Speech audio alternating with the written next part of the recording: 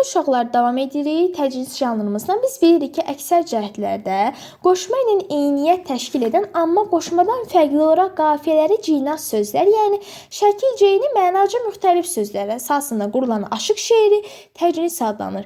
Və bütün amonimlər cinas ola bilər, amma bütün cinaslar heç də amonimlərdən ibarət olmur. Məsələn deyirəm, yar məskənin astana mı, dərdimi, Kamil bağban gülü bağdan dərdimi, abi mürvət dərdi mənim dərdimi artırıb yetirib ay üzə üzə. Aşıq Ələsgərinin uşaqlar bu və bu bəndə uşaqlar baxın, dər qapı, dər və dərd isimləri ilə dər feil şəklində, yəni oxşarlıq yaratdığına və müxtəlif mənalar bildirdiyinə görə yəni cinas qafiyə sayılır. Məsələn, dərdimi yaxud dərdimi bu formada. Amma cinas olan bu sözlərdən yalnız ikisi, baxın, dərdimi, həm də amonimsə. Məsələn, mənaları qapıdırmı? Qapı nə isimdir də, dərdimi, dər nə feildir bu da.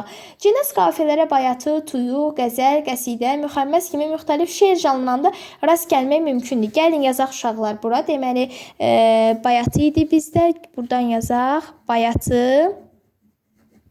Sonra deməli var idi bizdə tuyuq. Tuyuq, qəzəl, qəsidə, müxəmməs. Deməli, uşaqlar, bunlarda biz cinas qafiyələrə rast gələ bilərik. İndi biz ümumiyyətlə, belə deyək də, buna baxmayaraq həmin janrlarda olan heç bir şeir nümunəsi təcnis sayılmır.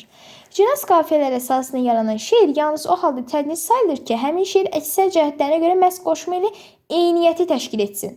Bəzən gəraylı təcnislərindən, hətta müxəmməs təcnislərində də danışırlar. Bu mənada deməli Aşıq Alının, Ələsgərin ustadının xeyli sayda gəraylı təcnisləri var. Təsadüfi deyildi ki, bu aşıq hətta təcnis deməli Alı da deyiblər. Baxın uşaqlar, biz bəzən belə deyim də, sizlərlə əsasən cinasdan danışdıqda, cinas biz ilk dəfə deyini nəyə ağla gəlir?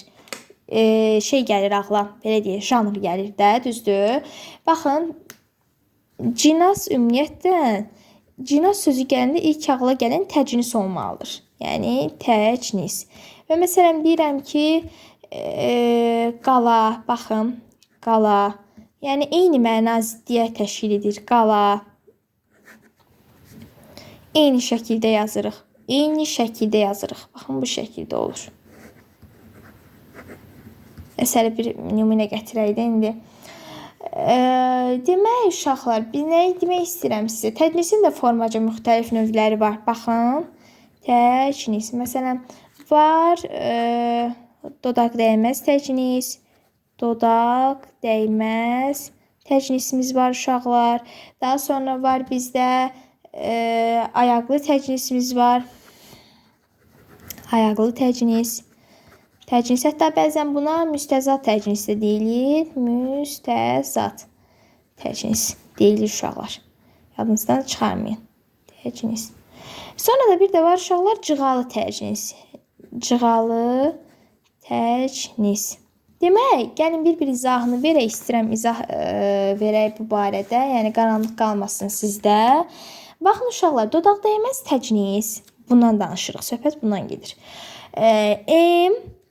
M, B, P. Burada yazmışam əslində. Deməli, M, B, P qoşadodaq samitlərinin işlənmədiyi təcnisdir. Məsələn, deyirəm, gəldi yaz ayları, həsrət çəkər xalq, deyər lisan gələ ayağa. Lənət şeytana, deşər işlənə, çək, şeytanı sənə salar ayağa.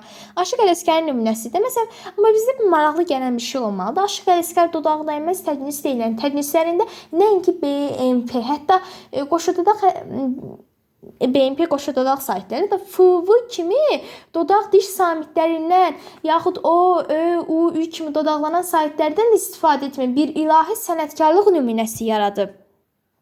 Yadınızdan çıxarmırsınız. Gələk ayaqlı təcnisə. Buradan yazmışam.